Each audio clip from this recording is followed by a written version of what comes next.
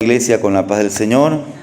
Invito a que abra su Biblia en el Evangelio según San Lucas, en el capítulo 23, y vamos a dar lectura al verso 46. Lo vamos a leer de manera unánime a la voz de tres. 1, 2, 3. Entonces Jesús, clamando a gran voz, dijo: Padre, en tus manos encomiendo mi espíritu. Y habiendo dicho esto, expiró. Vamos a tener una palabra de oración. Maravilloso y buen Dios, una vez más te damos gracias, Señor, por habernos traído a tu casa. Queremos meditar en tu palabra, Señor. Gracias por el tiempo de alabanzas. Gracias porque tú nos tienes aquí reunidos, porque es tu voluntad, Señor, que meditemos en tu palabra y que conozcamos las grandes verdades acerca de aquel momento cuando tú tomaste nuestro lugar allá en la cruz del Calvario. En el nombre de Jesús, amén. Hoy, domingo, mayormente en las iglesias cristiano-evangélicas se trata el tema de la resurrección, y si Dios permite, el futuro mensaje que trataremos sobre el libro de Lucas tratará sobre la resurrección. Pero hoy me quiero enfocar en este capítulo 23, donde vemos los eventos en torno a la crucifixión de Cristo.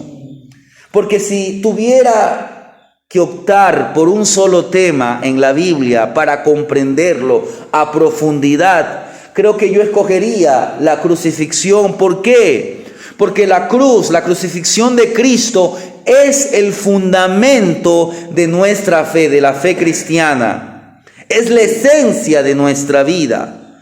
Hoy usted y yo vemos cruces por todas partes. Vemos en edificios, en obras de artes. La vemos como joyas. A veces la vemos aún en nuestras casas. A veces cantamos, como hace un rato cantamos en la cruz. Hablamos de ellas. Pero a veces yo me pregunto, ¿cuánto en realidad comprendemos sobre la cruz de Cristo? Hermanos, todos los logros de la humanidad, todos los logros del ser humano, por impresionantes que sean, acabarán destruyéndose. Pero la obra del Señor en la cruz dura para siempre. El apóstol Pedro, en su segunda carta, él dice en el capítulo 3, el verso 10 al 13, pero el día del Señor vendrá como ladrón en la noche, en el cual los cielos pasarán con gran estruendo, los elementos ardientes serán deshechos, la tierra, las obras que en ella hay serán quemadas, puesto que todas estas cosas han de ser deshechas.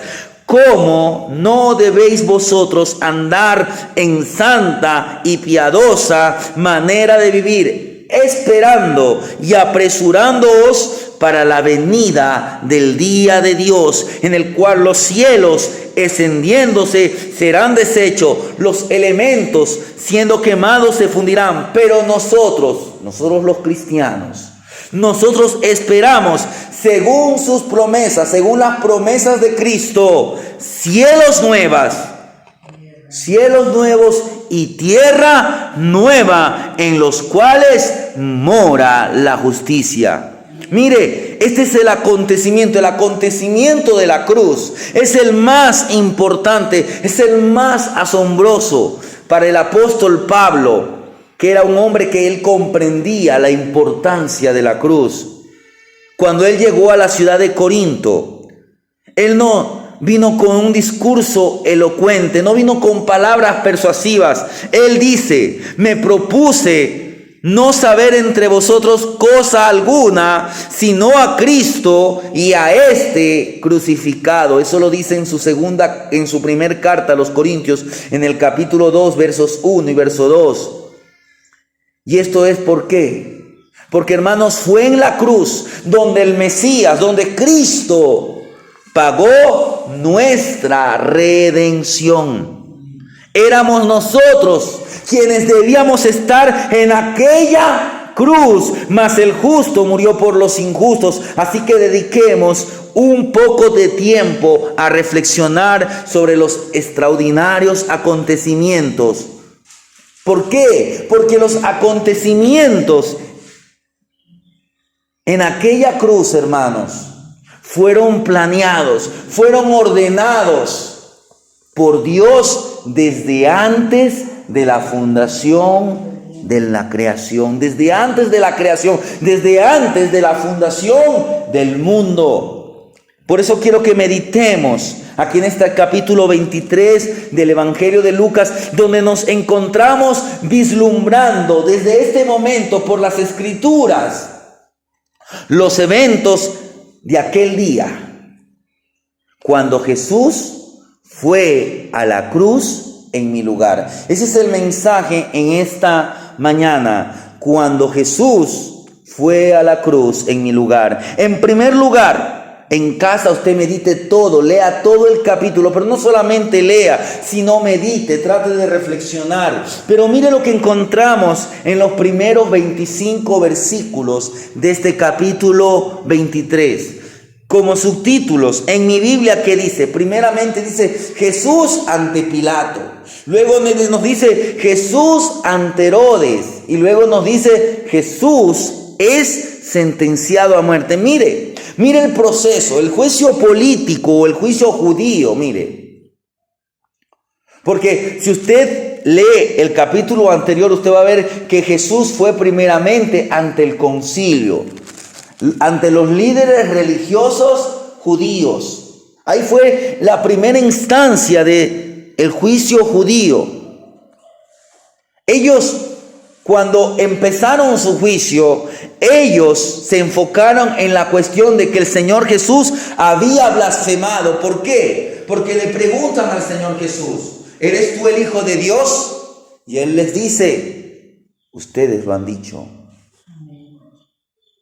Les quiero decir que desde esta misma hora veréis al Hijo del Hombre sentado a la diestra desde el poder. Mire, el Señor les había dicho, si yo no lo dijere, no creeréis. Si yo lo dijere, no creeréis. Porque ellos no habían creído en la palabra. Entonces, mire, al principio decían blasfema. Pero cuando fueron a Pilato, ellos se enfocaron en otra cuestión. Ellos dijeron que él pervertía al pueblo. Mire, dice el verso 2, y comenzaron a acusarle diciendo, a este hallamos que pervierte a la nación, que prohíbe dar tributo al César. Recuérdese que días atrás veíamos cuando ellos vienen con la cuestión del tributo y el Señor Jesús dijo, da al César lo que es del César. Entonces, ¿qué hace Pilato? Trata de enviar a Jesús de regreso al Sanedrín. Si usted lo puede leer en casa, en el capítulo 18 de San Juan, el verso 31, muestra que, ¿qué hizo? Pilato como que no quería tomarse esta cuestión, no quería resolver este problema. Ustedes, es judío, ustedes resuélvanlo, es cuestión religiosa. Pero su plan, su estratagema no resultó. Los principales sacerdotes, los escribas, insistieron que el gobernador romano rectificara su decisión. ¿Y cuál era la decisión de ellos? Que Jesús tenía que morir. Pilato, él decía que él no hallaba razón para condenar.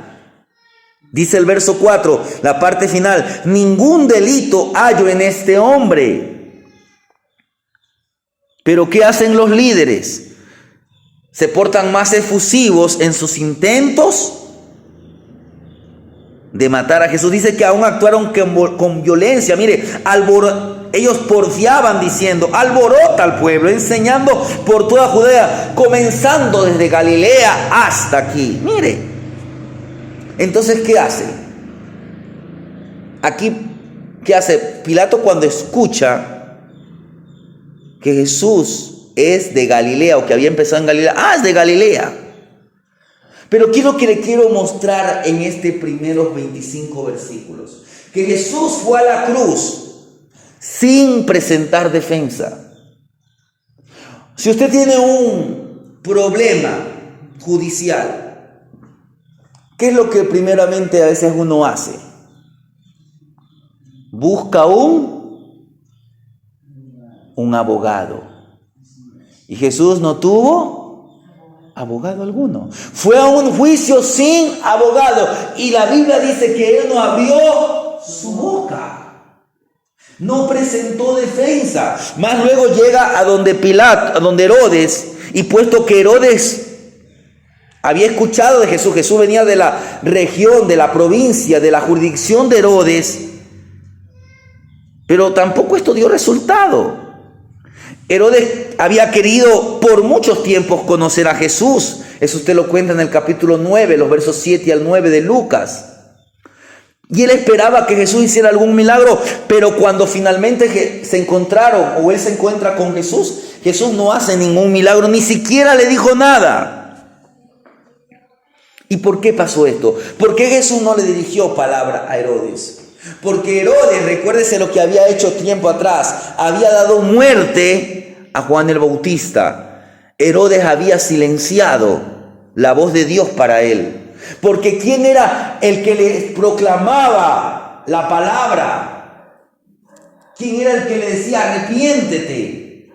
Era Juan el Bautista. Por eso la Biblia que dice, en tiempo aceptable te he llamado, en día de salvación te he oído.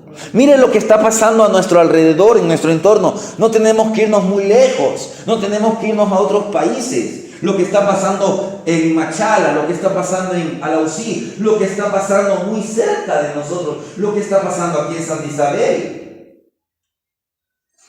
Pero la gente continúa con su corazón endurecido. Dios dice que Él aborrece la idolatría.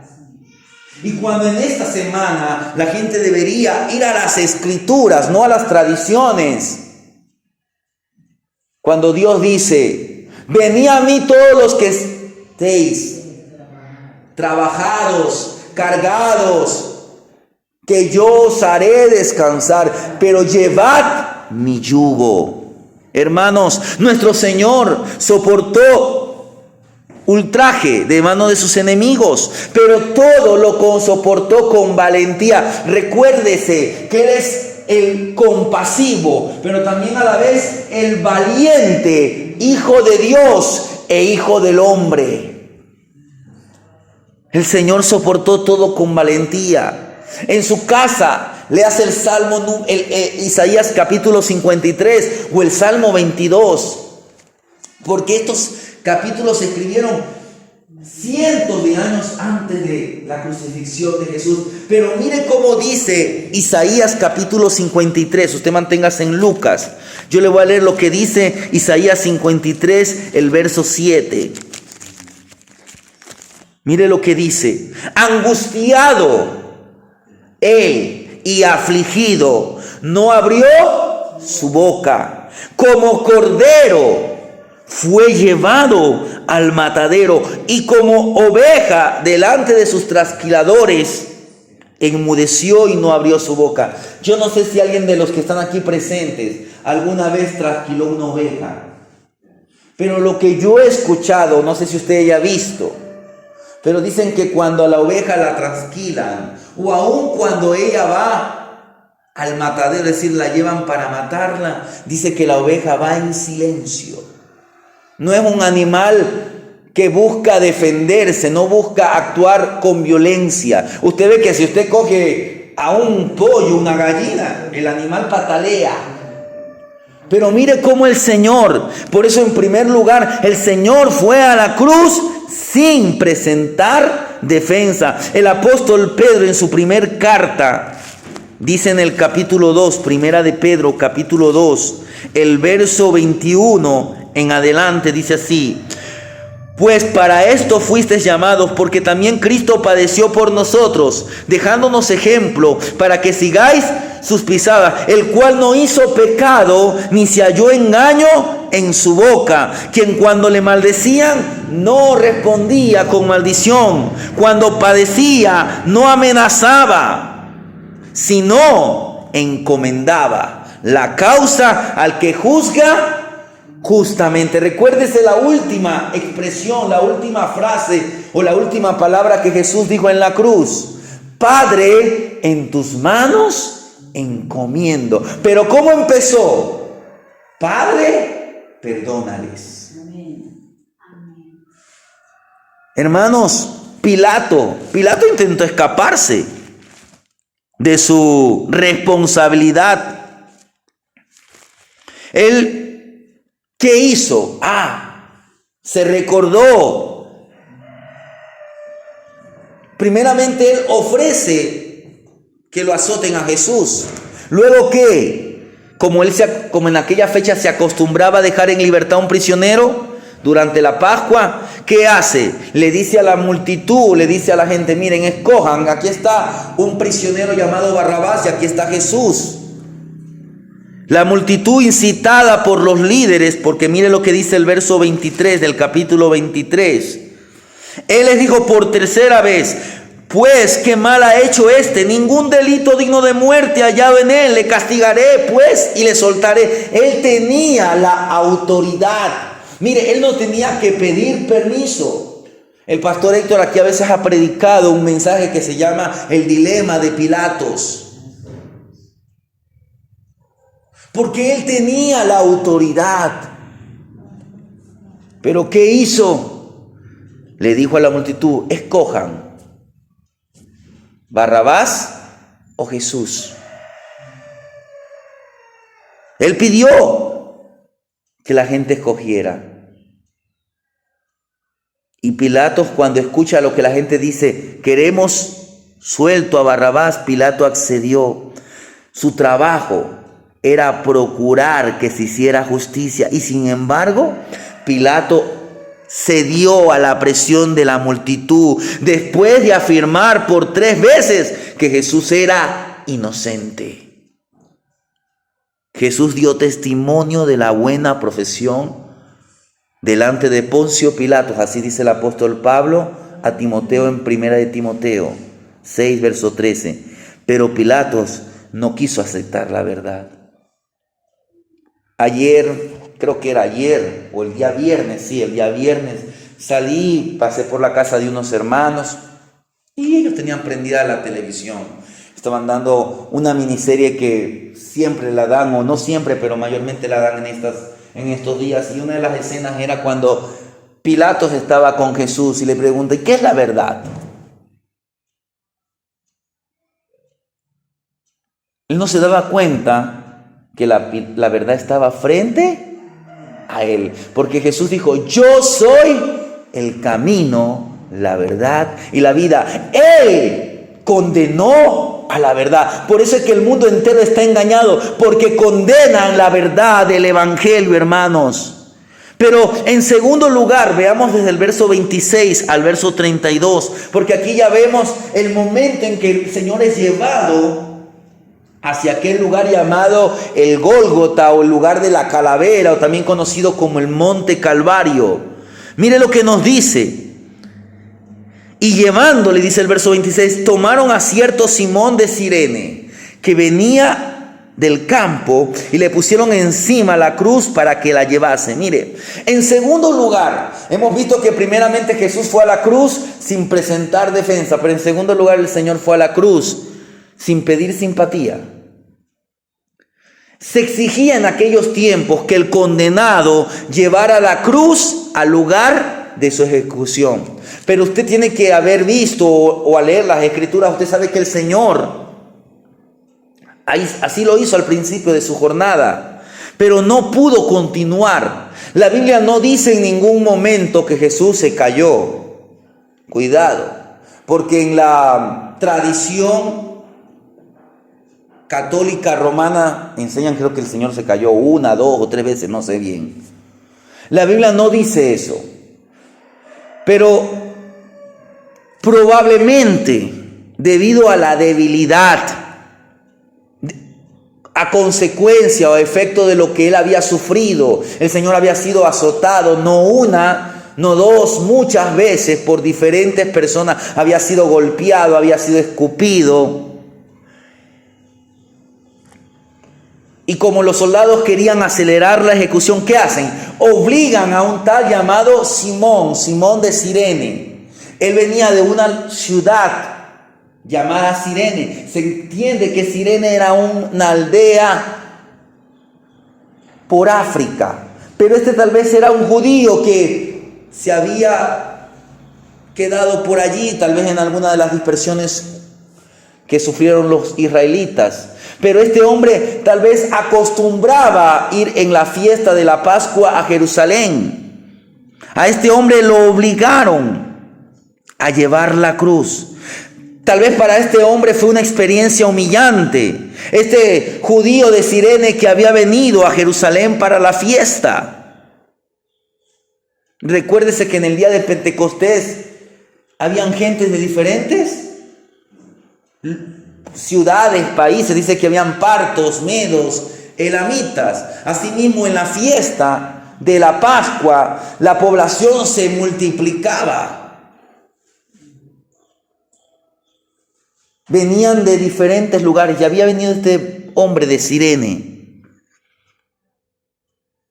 Pero tal vez esto lo condujo a él y a su familia a la conversión. Porque mire lo que nos dice Romanos 16:13.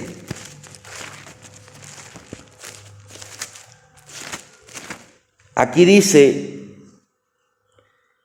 Pablo está enviando saludos. Dice, saluda a Rufo, escogido en el Señor, y a su madre y mía. ¿Y por qué leo este versículo? Porque en Marcos 15, Pedro, que también está, o mejor dicho, Marcos, pero se cree que Marcos escribe de voz de Pedro. Él escribió por lo que Pedro le dijo. Marcos dice en su evangelio, en el capítulo 15, en el verso 21, y obligaron a uno que pasaba, Simón de Cirene, padre de Alejandro y de Rufo. Simón de Cirene, se nos presenta la familia de Simón de Cirene. No, usted no lo va a ver en otras partes que mucho se habla de Simón de Cirene. Sabemos que llevó la cruz.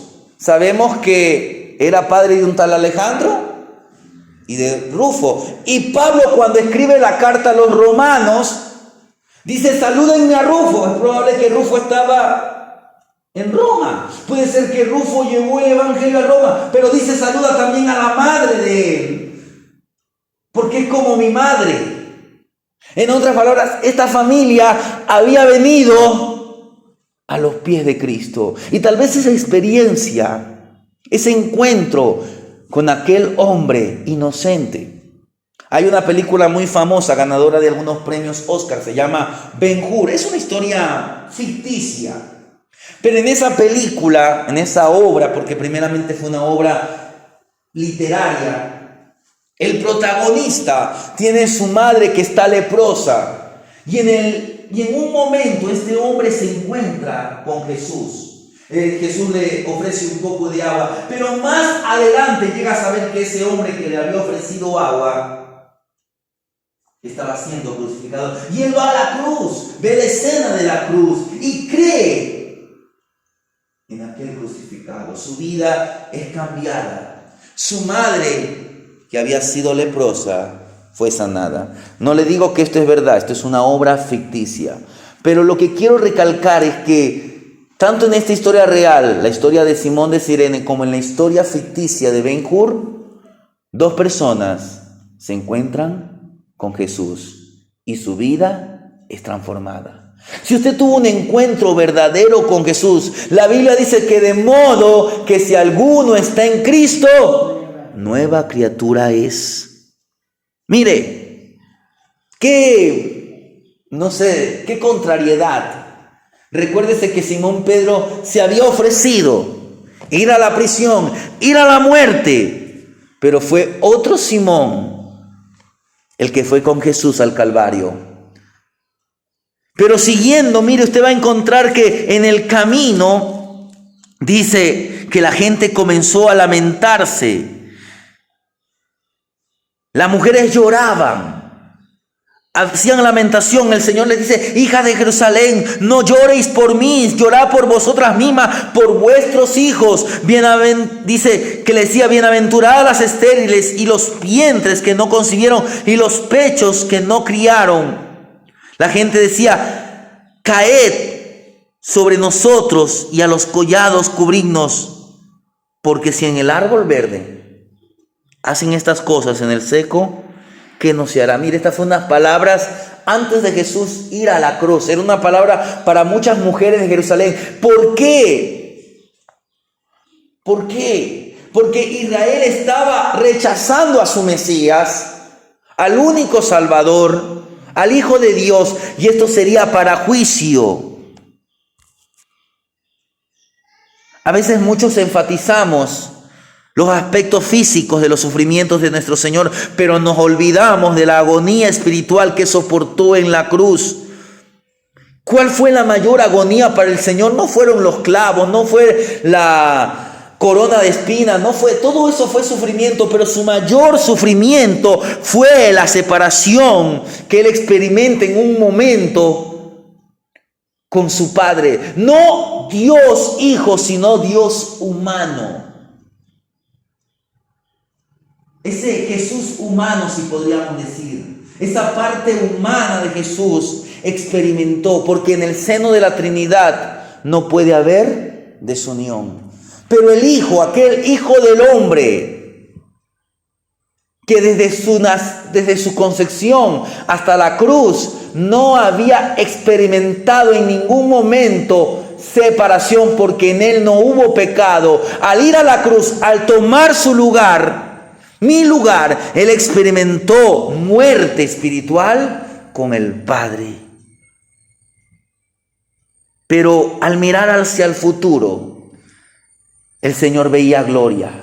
El apóstol, o mejor dicho, el escritor de Hebreos, dice en el capítulo 12, el verso 2, puesto los ojos en Jesús, autor y consumador de la fe. Mire, ¿por qué tenemos que poner los ojos en Jesús? Porque Él es el autor y el consumador de la fe. Y luego dice, el cual por el gozo puesto delante de Él, sufrió la cruz. Él veía gozo al futuro. ¿Cuál era el gozo? Que usted, que yo, seamos salvos, seamos justificados, seamos redimidos por la cruz, por la muerte de Él en la cruz. Él menospreció el oprobio y luego dice que se sentó a la diestra del trono de Dios. Hermanos, a veces demasiada devoción religiosa es solo emoción sentimental, superficial. No busque solamente, bueno, es porque es Viernes Santo, es porque es Jueves Santo, es porque es Semana Santa. No, todos los días para el cristiano son días santos.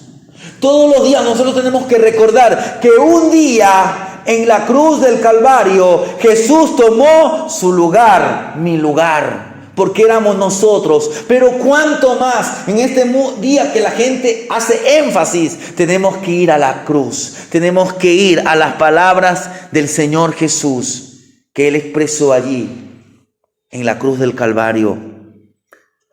Hermanos, no tratemos de duplicar los sentimientos, los sufrimientos, las sensaciones, no. A veces la gente en ese día se viste como Jesús, se va con una cruz, hace penitencia, eso no sirve de nada.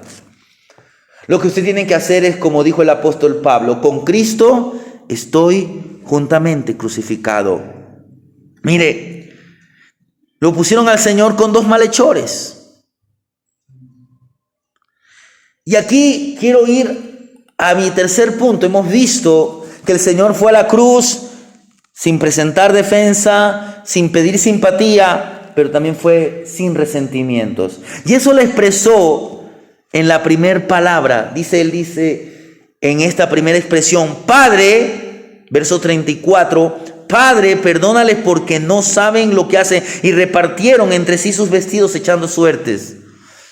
Fue a la cruz en resentimiento. La crucifixión en aquellos días tal vez, y tal vez en estos tiempos, podría ser la más humillante, la más dolorosa forma de ejecución. Pero sin embargo el Señor ni ofreció resistencia, ni reveló resentimiento, sino oró por los responsables de su muerte. Él les dice: Padre, perdónales.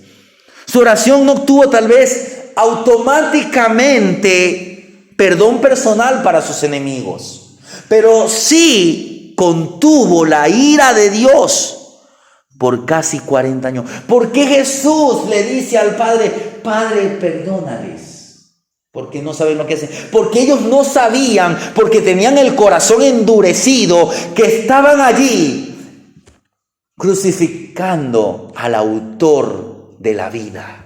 Por eso es que Pedro, cuando empieza su mensaje, o cuando él les habla, dice: ustedes crucificaron al autor de la vida. En otras palabras, ustedes mataron al Hijo de Dios, a un inocente, pero no cualquier inocente, al Mesías, al Salvador, aquel que le dijeron Hosana, le dijeron: crucifícale.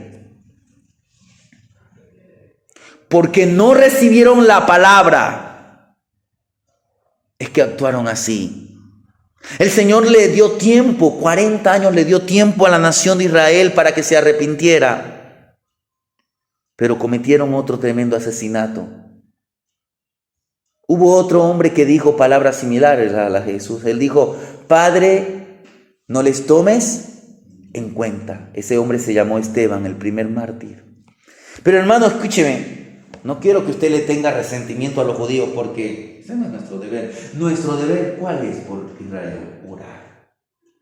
Porque el error de Israel ha sido causa para que el tiempo de los gentiles, o para que la gracia sea extendida a los gentiles. Porque Israel es un pueblo que ha sufrido mucho. Y quiero leerle una breve anécdota. Esto ocurrió al finalizar la Segunda Guerra Mundial, donde los nazis mataron a 6 millones de judíos.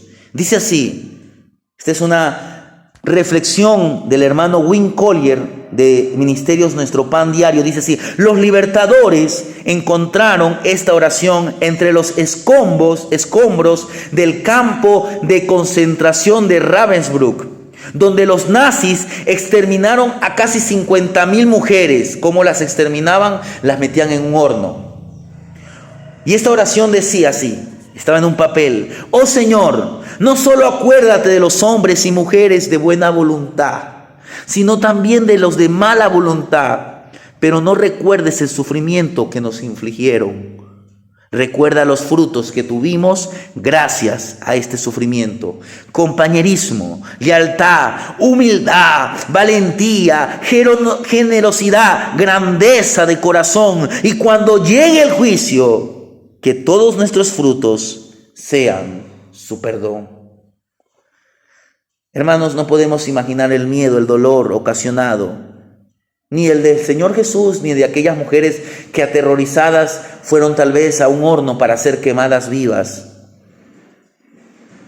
Pero estas mujeres, como el Señor Jesús, buscaron el perdón de Dios para sus agresores. Recuérdense que al Señor lo crucificaron entre 2 malhechores. Él colgado en una cruenta cruz, la gente se burlaba de él.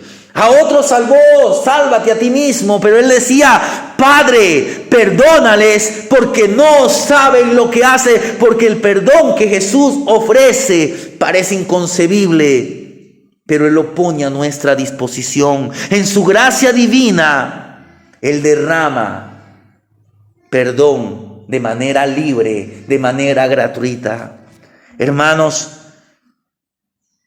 pero como le dije, él fue a la cruz, estaba ahí entre 2 malhechores. El pastor hizo énfasis el día viernes acerca de esto. Lo crucificaron entre 2 maleantes, entre 2 criminales. Él intercedió por los transgresores, él dio cumplimiento. Aquella burla estaba escrita en Salmos 22, del verso 6 al 8.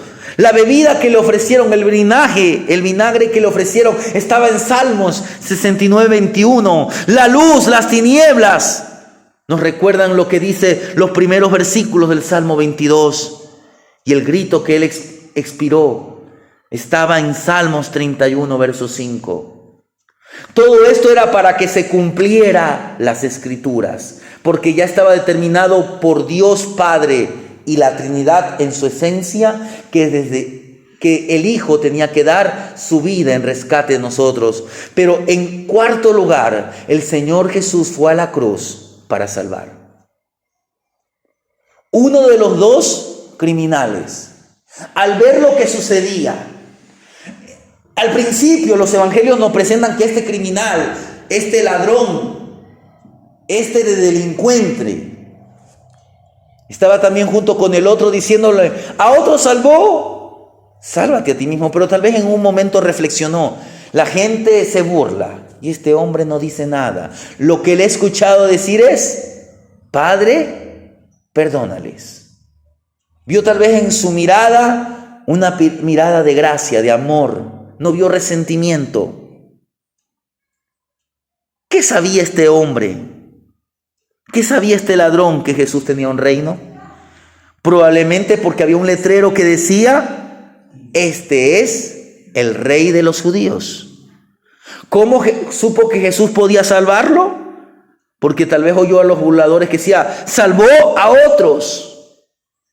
Y nuestro Señor en su compasión sacó a un ladrón de su pecado y le dio salvación. Lo hizo en un instante. Este hombre le dice: acuérdate de mí cuando vengas en tu reino. Y el Señor le dice: hoy, te aseguro que hoy estarás conmigo en el paraíso. Hay gracia y salvación y perdón instantáneo. Aquel que viene con un corazón arrepentido.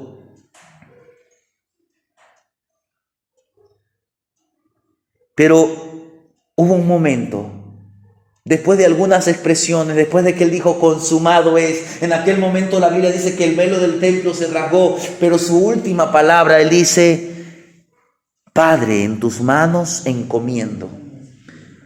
Y la palabra encomiendo significa: te deposito, te entrego para que tú lo guardes con seguridad. El apóstol Pablo utilizó a veces esta expresión: guarda el buen depósito. Pedro también utilizó. Pero esta afirmación es citada en Salmos 31. Hace un momento dije Salmos 31:5. Mire lo que dice. Aquí el salmista David dice esta expresión, o le escribe: en tu mano encomiendo mi espíritu. Pero mire lo que dijo. Esta parte no dijo el Señor Jesús, la dijo David: tú me has redimido.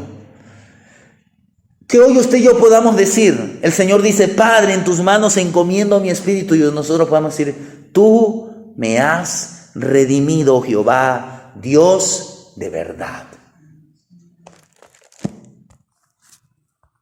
Pero para finalizar este mensaje, el Señor Jesús fue a la cruz, fue crucificado de manera muy humillante. Pero quiero que meditemos los versos finales del verso 50 al 56, donde nos dicen que el Señor Jesús es sepultado. Aunque muchos dijeran que el Señor fue a la cruz y fue deshonrado, yo digo todo lo contrario. Jesús fue a la cruz, pero no sufrió deshonra. ¿Por qué? Porque ¿sabe lo que hacían en aquellos días con la gente que era crucificada? No los enterraban. Los lanzaban a un lugar llamado el Valle del Hijo de Hinnom. Era un basurero.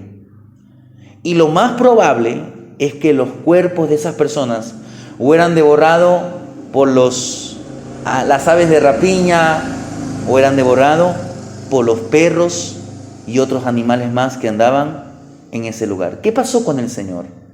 Dice que José y Nicodemo, según lo señala San Juan 19, estaban ahí listos para cuidar el cuerpo. Y es importante nosotros que sepamos esto, porque ¿qué nos muestra esto del sepultamiento? Hay evidencias. Porque la gente ha tratado de refutar la evidencia de que Jesús murió. Porque si Jesús no hubiera muerto, no hubiera habido resurrección. Era necesario que Jesús muriera, porque tenía que morir por nosotros en nuestro lugar. Pero sabemos que Él iba a resucitar y que Él resucitó. El Señor murió. Fue en realidad sepultado, porque su resurrección dependió de la realidad de su muerte, de su sepultura. Los miembros del concilio condenaron a Jesús, mas José de Arimatea no había consentido. Es probable que él ni siquiera supo de esta reunión. Es obvio que él tal vez no preparó, él no tenía, tal vez, muy probablemente él ni siquiera tenía esta tumba, porque esta tumba estaba cerca de un lugar donde se ejecutaba a la peor gente. Pero tal vez inmediatamente este hombre preparó. ¿Qué es lo que le quiero decir? Que si este hombre fue diligente en dar un lugar para que el Señor Jesucristo fuese enterrado, cuán diligentemente nosotros tenemos que ser para abrir enteramente nuestro corazón al Rey de Reyes y de Señor de Señores, porque Él nos sacó de las tinieblas a la luz admirable.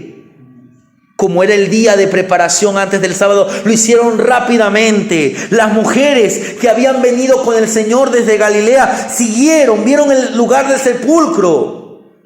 No pudieron hacer lo que ellas pensaban. Pero este hombre junto con Nicodemo hicieron todos los preparativos. Tenían las especias preparadas. Nicodemo y Jesús estuvieron en el momento en que Jesús murió. Pero hermanos, ese no es el fin de la historia, porque sabemos que al tercer día resucitó. Hermanos, es importante que usted y yo entendamos que Cristo ya no necesita ser sacrificado nuevamente. No porque nosotros sigamos pecando, el Señor necesita ser sacrificado. No, su sacrificio en la cruz se extiende al pasado, al presente, al futuro. Antes que el Señor Jesús viniera, el Padre ya lo había dispuesto así. Dice que Él, como propiciación por medio de la fe en su sangre, para manifestar su justicia a causa de haber pasado por alto en su paciencia los pecados pasados. Todos aquellos sacrificios de animales ofrecidos en obediencia a la ley por los hebreos, por la nación israelita, no fueron capaces de quitar los pecados, sino que solo cubrieron hasta que vino el perfecto sacrificio del Cordero de Dios.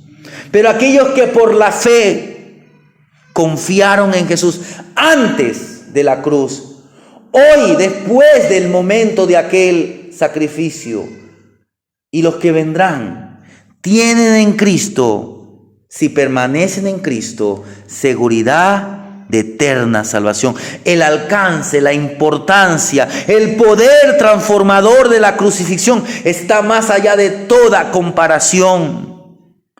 Pero un día, los redimidos en el cielo cantaremos y alabaremos al Cordero que fue inmolado, el Señor Jesús, el vencedor del pecado y de la muerte. Hermanos, que la cruz, que aquel momento en el que el Señor por voluntad propia se sometió a ella, sea el centro de sus pensamientos, no en este día, sino durante toda su vida. Que lo demostremos con adoración, con gratitud, no solamente en esta hermosa temporada, sino en cada día. Que para nosotros cada día sea Pascua, que para nosotros cada día sea Navidad, que para nosotros siempre sea el momento en que como verdaderos adoradores le adoramos al Padre, al Hijo y al Espíritu Santo.